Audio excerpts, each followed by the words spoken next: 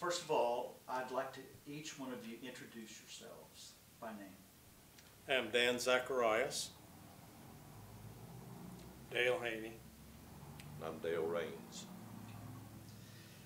I would like for you to take us back to the time that you were young men and first started thinking of this alternative for volunteering in the military service. We're getting back in 1963 when they still had the draft. You didn't know where you were going when you were drafted or what you were going to do.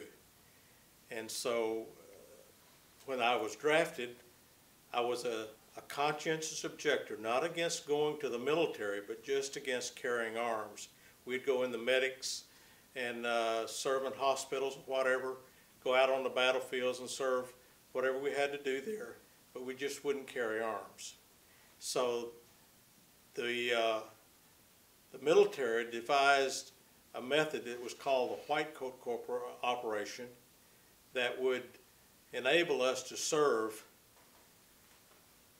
and still be the conscientious objectors that we needed to be.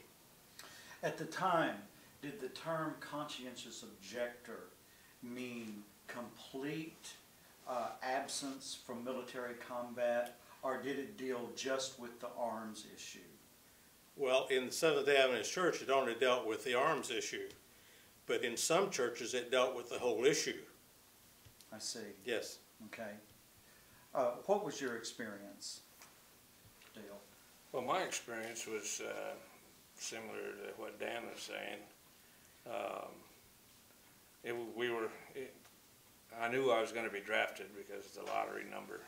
I had a low number, and so I went ahead and I'd even had gone down to even see about joining the Army to see if I could do something that I would like to do.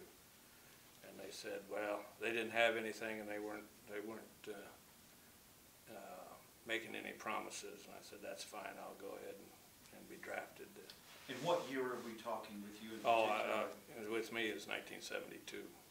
Okay, so you I'm were right. Vietnam. Right. Era. But it was right at the end of the draft. The draft only lasted one more year. I see. But so I went ahead and went on in. I was already a conscientious objector, but there was a couple of levels of conscientious. There was the complete, like you had mentioned, where you did just civil service at home, or there was the 1AO, which was we objected, but we went ahead and served. But it was, time came for draft and went on through. Didn't have any idea that I would be asked to volunteer for a Whitecoat at the time.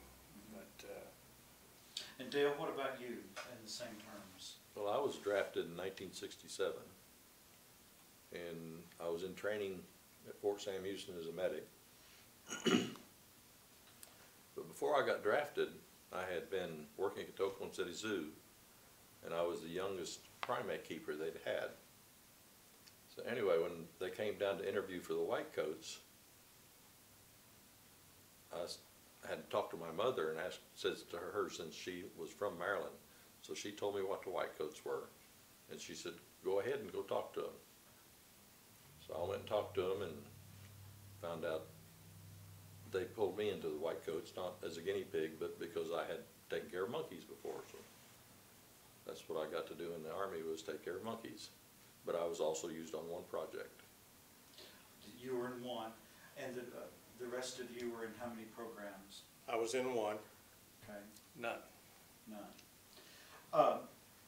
So how does one go about entering the program, being set up and trained for it and prepared for this program?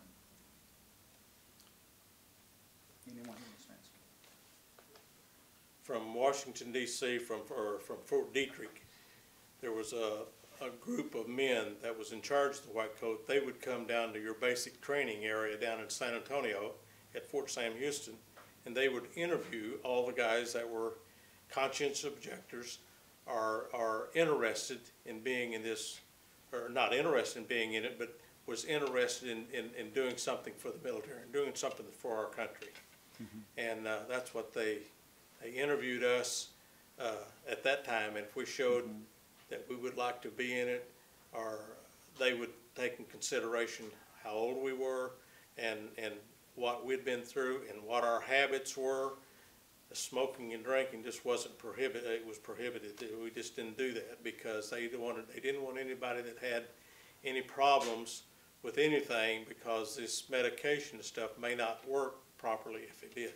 So they wanted a healthy person. So the Whitecoats situation was always in Fort Sam Houston.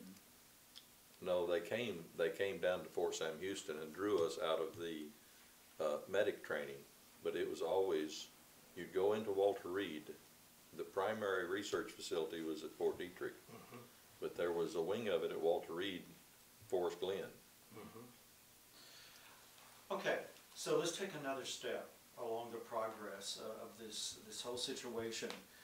At what point and how did they approach you with the idea of you becoming medical subjects?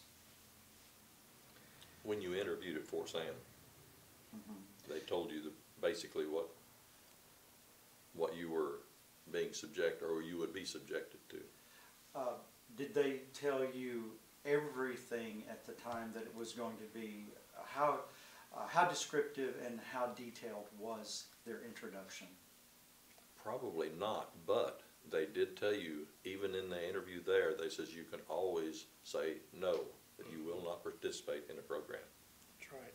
You know, in one of the tests. So many are Seventh-day Adventists. Did they seek you out specifically for that, or was it happenstance that just so many were Seventh-day Adventists? I think It was Adventist. It was Adventist. It was Yes. 100% Adventist? No, Nope. I knew of one Seventh-day Baptist. 100%, but I think they liked the Adventist group as a control group because of the health practices of the Adventist church. Right. And so that they Did- worked off of that. That's the only reason I heard that they liked the. Did any of you seek spiritual counseling before you agreed to do it? Was it something just within your own recognizance to do, or did you have questions even then? I had questions then, but I had a very, very good mother that I called, and she says, well, let's pray about it. And my mother and I did pray about it. But I had all the things that have happened leading up to that was telling me that I needed to do this, because I felt like that if I could do something for the military and for this country that would save people's lives, I wanted to do it. And that's the whole reason that I did it. So, when you first entered the program, were you told the extent of the number of different exposures you would have and the severity of what it could lead to? Not really. Not in our instance, No. no.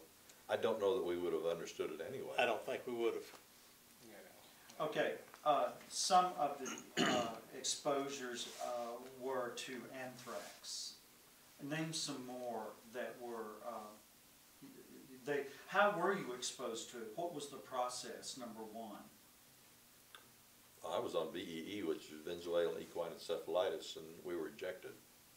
But we never knew what dosage we were getting, what serum we were, or whether it was a placebo. We did not know that. I see. What about the inhalation that you mentioned earlier? That we were exposed to it by inhalation, and we had on base at Fort Detrick, there was a big ball, a hexagon-shaped ball, that they call it the 8-ball. Called the 8-ball. Huh? And inside of that was a room about this size, and it had phone booth looking apparatuses all around the edges of it, and each one of them had a number on it. Well, if there was 10 or 12 guys that's going to be on the project, each one of these guys would go, they'd put us in the room, and then they said, go to a phone booth wherever you want to.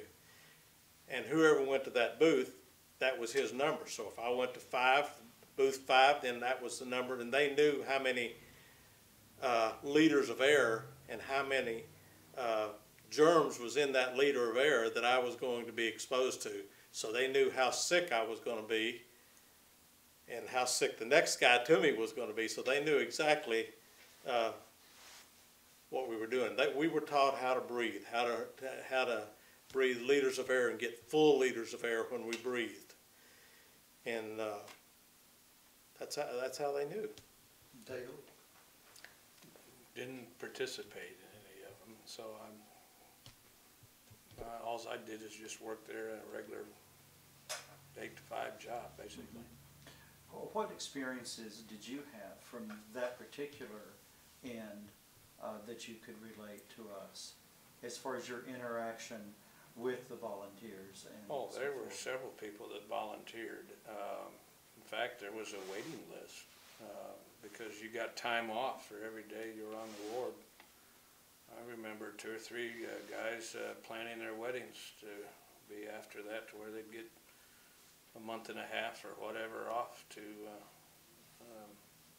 have their wedding, honeymoon, and get started.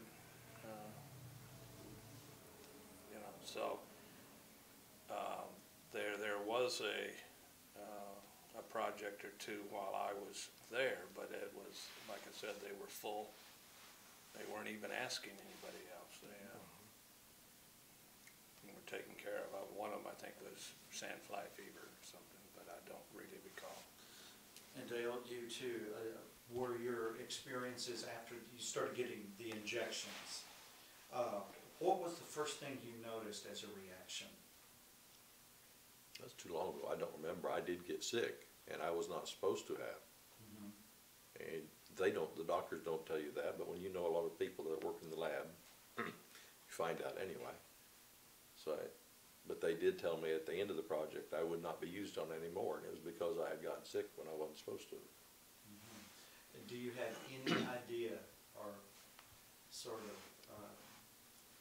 inkling of what that was about when you got sick? Yes. Because my father did research for the government. He was a physiologist. So anytime I had questions, I called him and he explains, puts it into English. But I don't know whether it was the serum that was supposed to prevent it, but whatever they told me later, that I was immune to VE.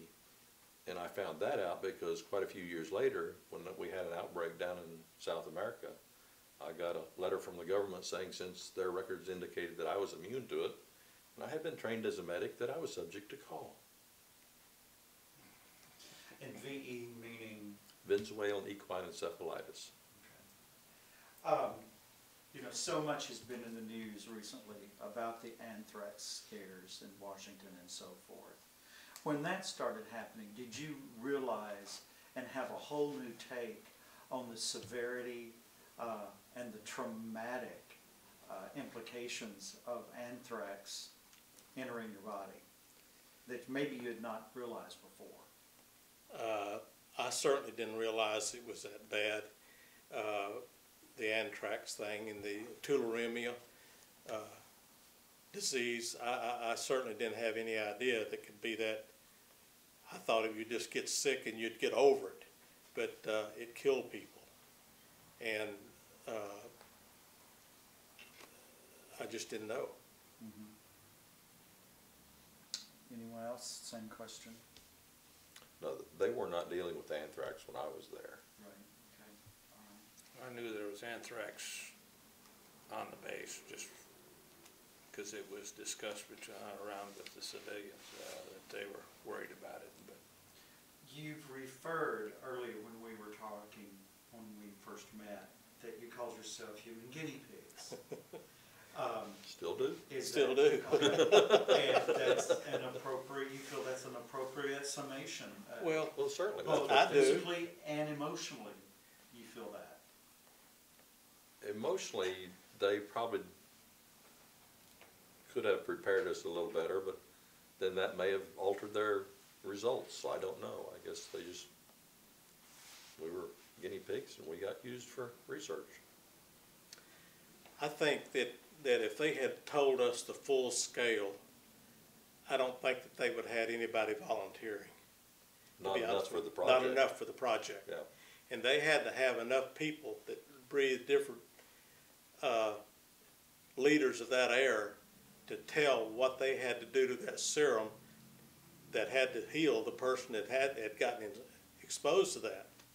And I feel like if they had give us the full, I would have thought twice, I promise you, if I had known how sick I was going to get. About your sickness that has eventuated now.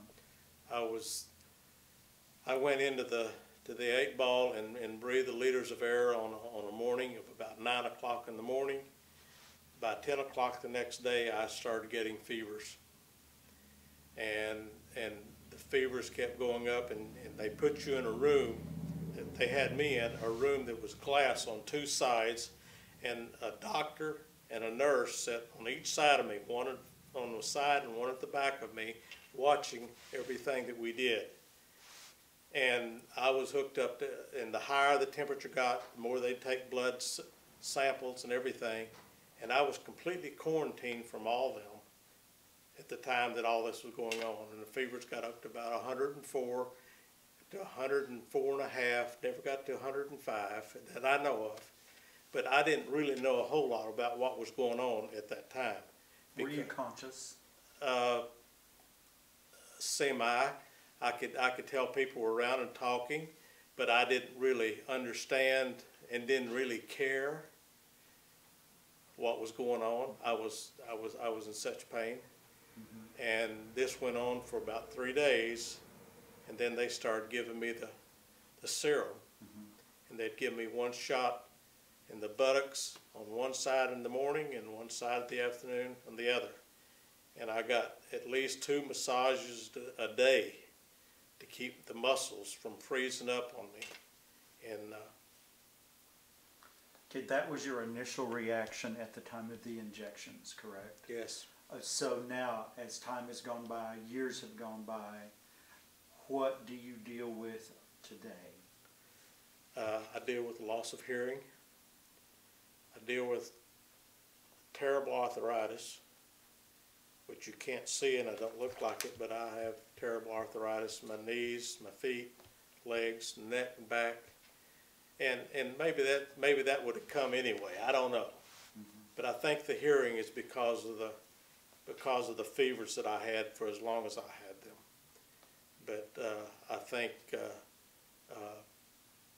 the heart problems that I've had open heart surgery, and I think that added to that. I had it at 55 years old, and I've done well since.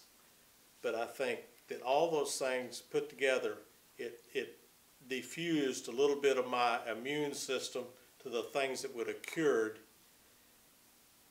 that, and I think that would have cured the things that were affecting those items. And I think that I would be in better health today if I hadn't have done all that. But I have no regrets. So you have no regrets No, about sir, any I of do this? not. I Okay. think that I helped save millions of lives in the Vietnam, Philippines, Venezuela, all the countries that have these diseases in them, that they're almost extinct today because of that.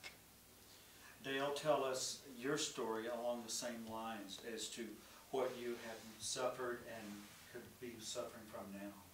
Well, I just blame it all on old age. But when they essentially quarantined us for about a week to run a baseline of studies on all our blood and everything. And then they gave us injection, but they did not give you any painkillers when you were sick. You got no aspirin, no nothing. You suffered through it. What was the purpose of that, do you think, to give you no painkillers for your relief? Because they wanted to know what the disease was doing. And they didn't want it modified or altered or anything that would affect the results for the research. During all of this, did you have one person that you looked to for counseling, guidance, or any kind of help to get through it as it progressively got more intense? Are you talking about spiritually or in the military? In the military particularly. I did. Colonel Crozier came to my ward every day, and he would say, "Son," and I'll never forget it. He didn't call me soldier. He didn't call me. He said, "Son, how you doing? Yep. Are you all right?" And I couldn't talk very well at that time because my tongue was swollen a little bit. And he said, "Are you all right?" "Yes, sir, I'm all right." And he said, "You're doing fine. Just keep it up. You're doing fine." Yep. But he'd come to my ward every day. And I had a lot of respect for that man, a whole lot of respect. Do you know if he was required to do that? I have no idea. I don't think so. I don't think, knowing Colonel Crozier, I don't think he was. I don't think so. He would have done it whether they. Yeah, he was He was a wonderful He was person. a unique person. Yes, He didn't belong in the Army, but that's where he was. yeah, he didn't belong, that's right. Dan, you brought up an interesting point previous to this last answer. Spiritually, has there been, we know what the word says about your body being the temple of the Lord. Did you have any conflict with that particular scripture with what you did with your body? Not at that time. Maybe a little bit later I did. But I put it out of my mind with this thought. Look at the things that we've done in the process to help humankind. And so I felt like that the pain that I went through and the things that I did was well justified for the results that we've gotten. When we were younger, or at least I know in my instance, the Whitecoats was condoned by the church and backed and supported by the church, our Seventh Adventist church. So we took that as meant it was okay. Yep. Where is Operation Whitecoat today? Extinct. Extinct. When did it end? 1973, wasn't it? When the draft ended, that ended that. Okay, so this was a manifestation of the draft for COs. Was this around in any form during World War II when conscription was? Okay. Didn't start until 1950, somewhere between 1950 and 1955, Yeah. somewhere right in there. And it was a total of 2,700 men that went through it. Am I right about that? I don't remember on that. Yeah, it's I've read it, 2,700 that went through the program that was Whitecoats, and we've had 4 or 5 reunions that I know of with the Whitecoats, and we've all got together and shared stories and all this kind of stuff. Are most of your stories similar? I mean, do you have the experience? Was it along the same lines? Well, Well, it was, we were used on such a variety of different projects, you know, that we all had totally different experiences. Like he was talking about the 8-ball. I knew about the 8-ball, but the way Fort Detrick was set up, the inside is what they had called a hot area. And most, unless you were going in for a project, you didn't go in there. Then outside of that is where all the administration and the building where I was, where we maintained all the monkeys that were used for research and the animals that were used for research, was the outer area. But the 8-ball, I never actually saw it all the time I was there, because I only went into the hot area like 3 times. Has the U.S. government, in your opinion, stood by you honorably through all of this? they have me. To today. They have me. Well, they were always promised us that, you know, they says, don't worry about your medical, we'll always take care of that. Yes. But when I went down to apply for VA benefits, they had not a clue what I was talking about. Wow. I didn't That makes me pursue it because I speechless. have insurance now, but when I retire and don't have insurance anymore, then I don't have a choice but to go to VA. Are you required when you individually sought insurance, you know, when you had your families, to reveal this involvement with Operation Whitecoat? No, So you never told that? Okay. they didn't know what it was anyway, so you'd been talking to the wall. You Yeah, wouldn't, the they wouldn't insurance know what people to do. wouldn't have had a clue what you were talking about. In conclusion, I'd like to hear from each one of you a statement that is your overall philosophy for your involvement.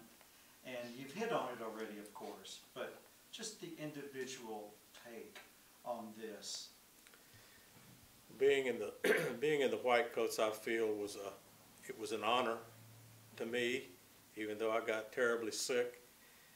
At the time, I didn't feel like it was, but as time lasts and the things, like I said before, the help that I have given as far as the serums and things that have been, the medicines that have been supplied to the military, we've saved millions of lives. And at one of our reunions, the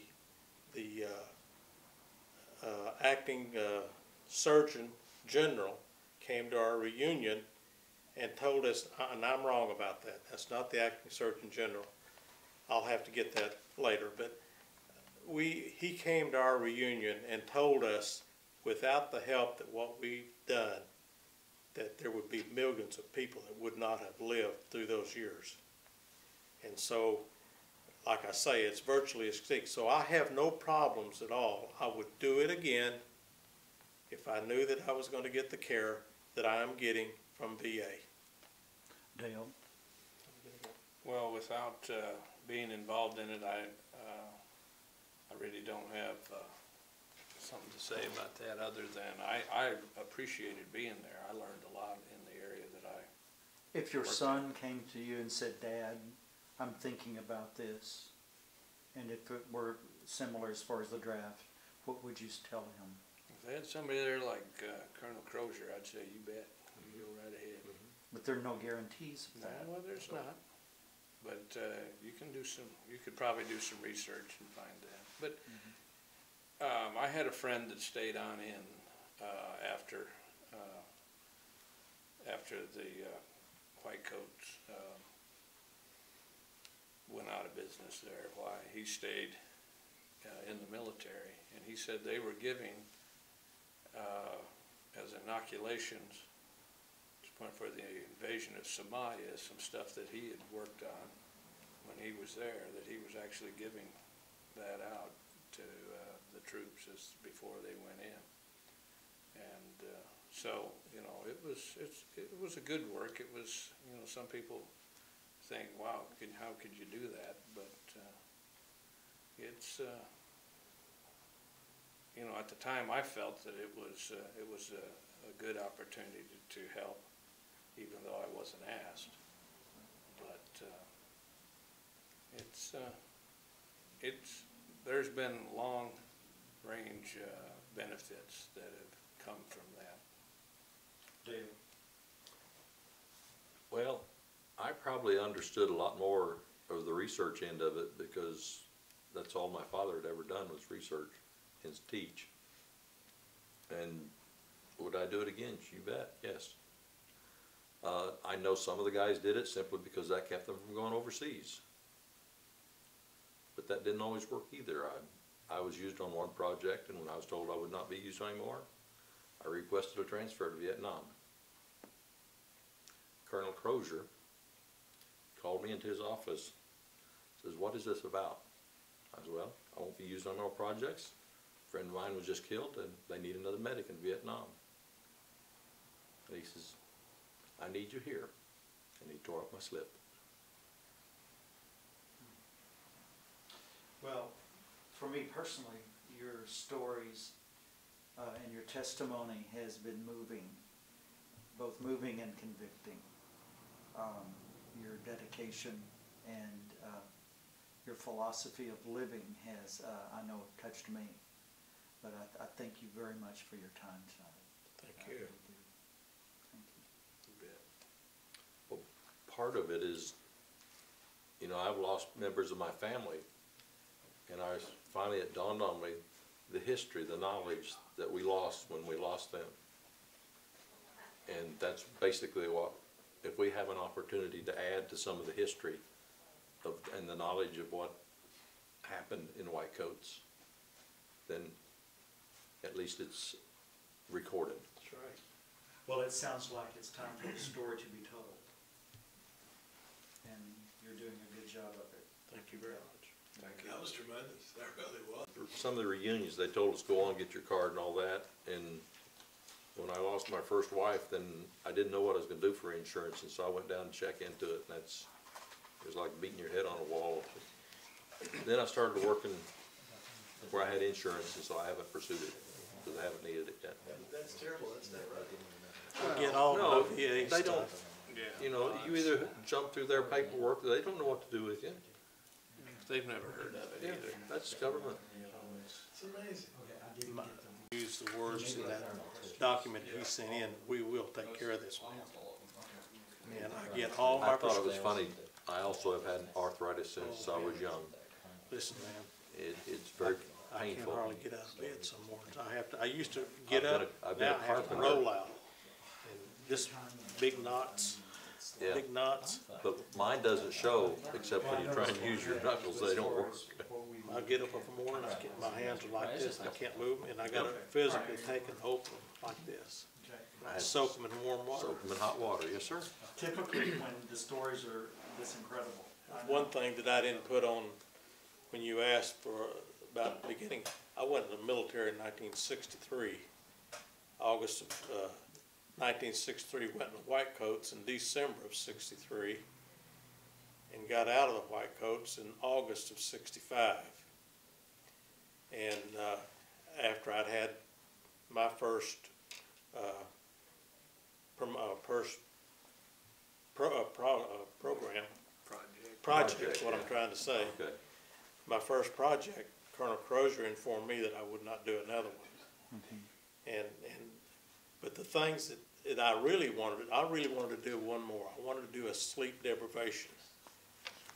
And because I had a friend that went through that, and he says your body does crazy things when you lose sleep. And they went 70 and 80 hours. Am I right Yeah. about that? I don't guys? remember talking to any of the guys, but I remember the lab techs and some of the stories they used to tell. Yeah. We called them war stories. Yeah, but they would do crazy things when you go without sleep for that long. You think you're doing one thing and you do another.